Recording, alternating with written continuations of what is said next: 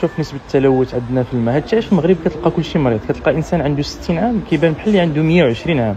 شحال قد الكلوه والكبده والجسم ينقي ديال الماء. جينا واحد الريستو عاديه، غناخذ الماء عادي من روبيني وغناخذ ماء معدني، ما غاديش نبينو الشركه طبعا. جبت معايا هاد الوار ديتاكتور ولا الجهاز قياس التلوث في الماء. كيف ما كتشوفوا هنا كيقول لك ما بين 0 و50 ما مزيان تشربوا، ما بين 50 و 100 المهم ما بين وبين 100 الفوق من الاحسن تفاداه. الى ما بين 200 و 300 مقبول نوعيا، 300 400 هما غادي توصلوا 500 للفوق. 500 للفوق كيقول لك ما يمكنش، مستحيل تشرب هذا الماء. غنشوفوا الماء ديال روبيني ديالنا في المغرب شحال النسبه ديالو. ها انتم كيف ما كتشوفوا هذا الماء العادي اللي كنشربوه حنا في الدار، طبعا الرقم اللي منصوح به هو اقل من 100. هنا عندنا 700، يعني كنشربوا المرض. هادشي علاش كيكون عندنا بزاف الامراض ديال الكلى.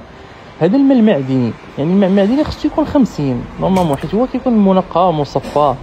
غنشوفوا شحال 332. هذا الماء اللي كنشريوه من الحانوت تاعنا. مشكله. انا غنخلي لكم الارقام ديال الماء في كل مدينه. تقريبا مدينه الرباط هو احسن ما لقيت، مدينه مراكش هو الاسوء، ومن بعد غنمشيو لميريكان باش نقيسوا الجوده ديال الماء ديال روبيني في ميريكان والماء المعدني في ميريكان مقارنه بالمغرب.